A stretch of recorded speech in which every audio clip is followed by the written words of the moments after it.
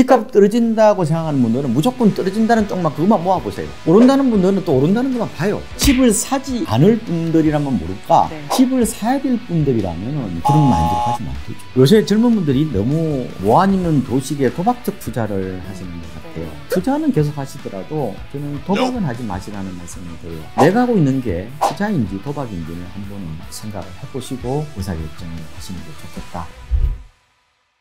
저희가 심리적인 측면에서 네, 볼 때 부동산 시장에서 어떤 부분을 좀 가장 경계하면 성공적인 투자라고 할까요? 최소한 실패하지 않는 투자 이런 걸 할 수 있을까요? 극단론과 공포론에 너무 휩쓸리지 말라는 말씀을 드리고 싶어요. 요새 괴담 수준의 어떤 그런 공포론이 득세한데 이게 공포 비즈니스하고 맞물려 있거든요. 이 돈벌이가 되기 때문에 그런 겁니다. 그러니까 인간은 미래를 대비하는 것은 맞지만 그 공포 비즈니스의 희생양이 되지 말라는 말씀을 저는 꼭 드리고 싶고, 그리고 극단론이 요새 많이 나오죠. 근데 균형 감각이 떨어지는 단순 함정일 가능성도 있습니다. 그래서 문제는 너무 젊은 분들이 극단론에 많이 빠져요. 그래서 내 삶이 힘들더라도 한쪽으로 갱도되지 말고 냉철하게 세상을 바라보는 균형추를 가져라. 보통 시장은 오를 때 있으면 내릴 때가 있는 거잖아요. 그런 사이클입니다. 그래서 한쪽 방향만 계속 얘기하시는 분들은 조금은 조심하시는 게 좋을 것 같고, 제가 실수요자분들한테 말씀을 두 가지 드리고 싶은데, 첫 번째로는 내가 평론가인지 실수요자인지 분명히 선을 그으라는 거예요. 이 신호들이 있잖아요. 이 신호가 아니라 잡은 경우가 너무 많아요.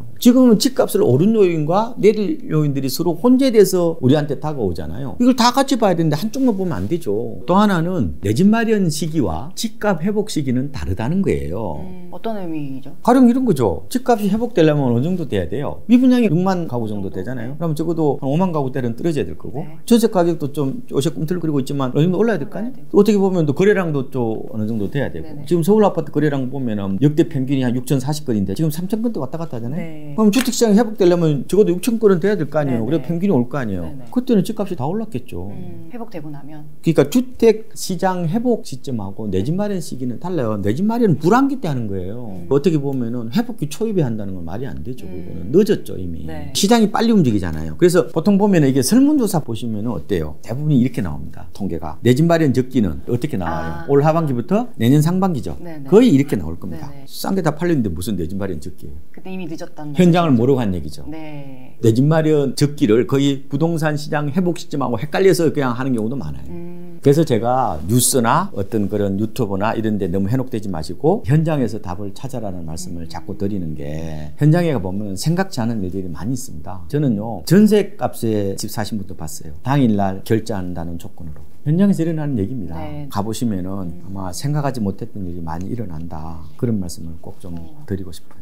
아까 편향되는 게 제일 위험하다고, 편향되지 않도록 본인만의 이제 기준 그리고 시각이 있어야 된다는 얘기를 하셨는데, 사실 요즘 말씀하신 대로 뭐 유튜브 같은 걸 보다 보면 이제 알고리즘을 타잖아요. 내가 보는 거 같은 결의 얘기를 해주는 영상들이 계속 뜨고, 그렇게 보다 보면 더 편향적이게 될 수밖에 없는 환경인 것 같아요. 이렇게 하셔야 돼요. 심리적으로 어떻게 보면은 내 스스로를 위로하는 걸 수도 있어요. 그러니까 집값 떨어진다고 생각하는 분들은 무조건 떨어진다는 쪽만 그것만 모아보세요. 그래야 마음 편안하잖아요. 오른다는 분들은 또 오른다는 것만 봐요. 집을 사지 않을 분들이라면 모를까, 집을 사야 될 분들이라면 그런 마인드로 가지면 안 되죠. 균형추를 가지라고 얘기했잖아요. 어떻게 하면 이제 균형추를 가질까? 그 방안 중에서 제가 이런 말씀을 드려요. 그 시장에서요, 영웅이 탄생하면 버블입니다.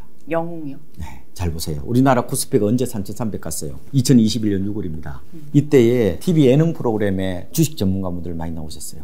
그때가 버블입니다. 왜냐하면 TV 프로그램도 시청률을 생각해야 되잖아요. 이 사회적으로 자본 욕망이 극에 달했을 때 그런 사람을 출연시키는 거잖아요. 시청률을 생각해야 되니까. 부동산도 보면은 거의 고점의 오락 프로그램에 전문가들이 많이 나오셨죠. 그게 일종의 인간 지표예요. 또 다른 거 하나는, 그러니까 바닥은 뭐로 볼 거냐, 여러 가지 인지가 있는데, 이런 비관론이요, 유튜브 요새 뭐 거의 많이 보시니까 유튜브에서 극단적인 논, 한쪽 얘기만 계속 이 극단적으로 얘기할 때 그때가 바닥인 경우가 많습니다. 서울 아파트가 작년 크리스마스 때 바닥이었잖아요. 전국은 1월 달이 바닥이었고, 그때 한번 유튜브를 한번 되돌아보십시오. 다 비관론만 얘기했을 겁니다. 그래서 이런 얘기를 합니다. 주식에서 시세는 비관의 벽을 타고 오른다 이런 얘기 하잖아요. 그거하고도 좀 맞물려 있는 것 같고. 제가 본 통계 최근에 꼭지하고 바닥을 두 개를 찾아냈는데 하나는 바닥은 서울 아파트 기준으로 보면요. 외지인 비율이요. 갑자기 늘어나면은 바닥권에서 약간 변곡점인 경우가 많아요. 외지인들이? 예, 작년에 서울 아파트 바닥이 실거래가로 연말이라고 그랬죠. 그때 외지인 비율이 36%입니다. 역대 평균이 아마 18.7% 정도가 돼요. 거의 2배. 그렇죠. 근데 20%대에서 갑자기 36% 늘어나요. 그래서 지금 한 28.5% 정도? 역대 평균보다 높아요. 네. 그래서 지금 서울 아파트는 완전히 지금 실수요로 넘어간 게 아니라 투자 수요하고 어떻게 보면은 실수요가 겹쳐 있다 이렇게 봅니다. 그래서 보통 저점일 때 외지인 비중을 한번 봐보시는 것도 괜찮고요. 고점일 때는 여러 가지 지표가 있어요. 코스피하고도 맞물려 있습니다. 코스피가 제가 2021년 6월이라고 그랬죠. 그러니까 전국 아파트 고점은 이거보다 4개월 늦어요. 2021년 12월입니다. 네. 근데 2021년 9월에 뭐가 하나 지표가 있냐면요. 이 M1M2 비율이라고 있습니다. 이 단기 유동자금 비율이에요. M1이 이게 뭐예요? 어떻게 보면은 협의통화라고 그러는 거예요. 당장 이게 은행에 보통예금에 들어있는 거죠. 어떻게 보면 이걸 갖다 당장 꺼내 집사할 수 있는 비율이 높다는 얘기죠. 네. M2는 이게 광의통화라고 그래서 요구예금하고 2년 이하의 저축성 예금을 다 포함하는 거죠. 네. 요 비율이 단기 유동자금 비율이에요. 여기에 역대 가장 높았을 때가 2021년 9월입니다. 그러니까 집 살려고 전부 다 있잖아요. 연끌하려고 지금 대기하고 있고 네네. 전부 다 이게 어떻게 보면 약간 아까 말씀한 광기 국면인 거죠. 네네.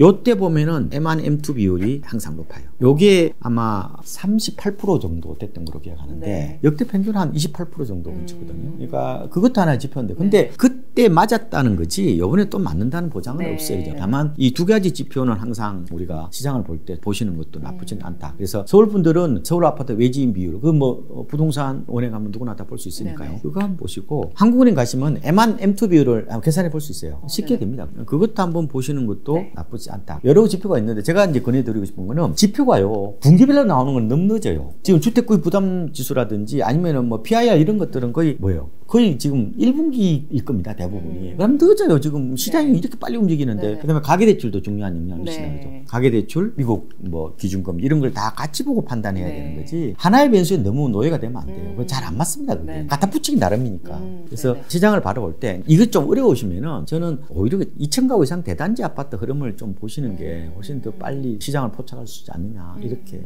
보는 겁니다. 위원님 그 많은 지표들 그러니까 여러분이 주택을 사셔야 되겠다면 참고할 수 있는 많은 지표들 말씀해 주셨으니까 보시고도 이제 나한테 맞는 기준들 세우는 게 제일 중요할 것 같고요. 이제 저희 마지막으로 그럼 위원님 저희 브릿지 구독자분들께 하고 싶은 말 있으시면 해주시겠어요? 저는 이번에 책을 쓴 이유 중에 하나가 이 아파트 사리에서 어떻게 우리가 행복할 수 있을까라는 부분이었어요. 네. 우리나라가 지금 아파트가 1200만 채가 넘었어요. 이제 64%가 됐습니다. 지금 곧 70%가 넘을 겁니다. 기본적으로 아파트는 불안과 편안의 이중주의예요. 들어가면 편안하잖아요, 그죠? 태풍 불어도 끄떡없잖아요. 지붕 뭐 나락을 걱정 안 해도 되잖아요. 근데 이제 저녁에 또 집값 들어있다는 뉴스 보면 이제 불안증이 시작되는 거예요. 네. 그래서 아파트는 마치 가시 속에 있는 알밤하고 같다고 그러는. 이 가시가 뭐예요? 가격입니다. 네. 그리고 알밤은 뭐예요? 행복이죠. 뭐 찔리지 않아야 되는데 그러면은 조금 더 슬기로운 방법은 조금 가격을 멀리하는 어떤 그런 지혜가 필요한 것 같다. 멀리 바라보면은 어때요? 소음인지 신호인지 좀 구분할 수 있어요. 아파트는 굉장히 변동성이 강한 상품입니다. 거의 뭐 이렇게 널뛰듯이 이렇게 뛰는 어떤 그런 특성을 갖고 있기 때문에 거기서 행복하려면은 어쨌든 가격을 너무 자주 보지 마시라는 말씀을 드리고 두 번째로는 바로 이걸 캐시플로우 대상으로 보는 거죠. 그래서 저는요 임대사업자라도요 전세 임대사업자하고 월세 임대사업자가요 가격이 떨어졌을 때 느끼는 고통이 다릅니다. 월세를 받으면요 훨씬요 이게 둔감해요. 왜냐하면 월세를 받으니까요. 근데 갭투자는 뭐로 얻는 겁니까? 오히려 자본이득 외에는 없잖아요. 네. 그럼 가격이 떨어지면은 내 인생이 무너졌다고 생각하는데 캐시플로우를 받으면 어때요? 덜 스트레스를 받는 거죠. 네네. 이게 굉장히 앞으로 중요한 부동산 투자의 저는 패러다임이라고 보는 겁니다. 네네. 우리가 이제 경제가 성장 안 하기 때문에 과거처럼 그 집값이 오르지 못해요. 그러면 중간중간에 보상을 받아야 되거든요. 네. 부동산을 저는 캐시플로우가 나오는 또 다른 금융상품으로 생각하는 마인드를 가져야 된다. 뭐 이런 생각을 하는 거고. 확실히요. 내가 현금 흐름을 받는 사람들은 가격 등락에 훨씬 덜 신경을 씁니다. 네. 이게 굉장히 중요한 얘기입니다. 이게. 네네. 그다음에 마지막으로 이제 집을 이제 비싸게 샀던 분들이 어떻게 이걸 이제 내가 힐링을 할 거냐 하는 부분인데 그거는 뭐 내 탓이라기보다는 시대 탓이죠. 누구나 그런 상황에 다 연끌 비토를 했을 테니까요. 똑똑한 사람도 다 그렇게 했습니다. 그러니까 시대의 아픔으로 생각하고 그리고 이제는 망각하라. 그리고 제3자 시각에서 좀 바라보면 좀 괜찮고요. 그리고 곱씹지 마라. 인생의 소음이었다고 생각해라. 네. 그리고 투자 사건과 내 인생을 구분하라. 나는 한 번 그 투자 실패했지. 회사에서 인정받는 모범 사원인데, 우수 사원인데, 그 내 인생하고 분리시켜야 돼요? 그래 우울증을 안 갑니다. 그런 말씀을 좀 드리고, 다만 이제 갭 투자자분들은 자기 용서를 먼저 하면 안 돼요. 그렇죠. 책임을 지고 자기 책임을 다하고 나서 세입자 다 내보내고 나서 자기 용서를 해도 늦지 않고요. 그리고 MZ세대 분들 너무 저는 자기 연민에 빠지지 말라는 말씀을 드려요. 자기 연민, 셀프 PT라고 해서 이게 자기를 이게 감싸는 자기 자비하고 또 다르거든요. 자기애하고도 달라요. 자기 연민은 나만 불쌍하다고 그러는 거예요. 상처가 1인데 이걸 10으로 뻥튀기 하는 걸 말하는 거예요. 너무 징징대지 말라는 말씀을 드리는 거고, 결과적으로 우리가 집의 어떤 특성이 있잖아요. 홈과 하우스가 있는데 내가요 집 사랑꾼이 되면은 공간의 가치를 재발견하면은 가격이 떨어져 있더라도 덜 불행합니다. 이 공간에서 주는 만족도가 있을 테니까. 그렇죠. 그래서 우리가 홈과 하우스를 어떻게 할 거냐, 50대 50으로 저는 균형을 맞추라는 거거든요. 대부분 하우스 비중이 높을 겁니다. 그래서 그 공간이 비록 콘크리트 덤이잖아요. 그렇지만 내려가 셀사하기 좋고, 그다음에 아침에 문 여니까 새소리가 들리고, 그리고 퇴근하고 나서 산책하기도 좋고. 우리 집은 초품화야. 그래서 횡단보도를 건너지 않고 우리 애를 유치원 보낼 수 있고, 말하자면 공간에 대해서 가치를 부여하고 그거를 사랑하게 되면요 가격에 대한 어떤 스트레스를 덜 받는 거예요. 네네, 상쇄할 수 있겠죠. 그래서 제가 이제 부동산으로 고통받는 사람한테 힐링 처방으로 이 세 가지를 드린 거죠. 가격을 조금은 멀리해라. 그다음에 부동산 행복은 빈도에서 나온다. 그리고 홈의 비중을 높여서 공간의 가치를 재발견하고 집 사랑꾼이 되어라.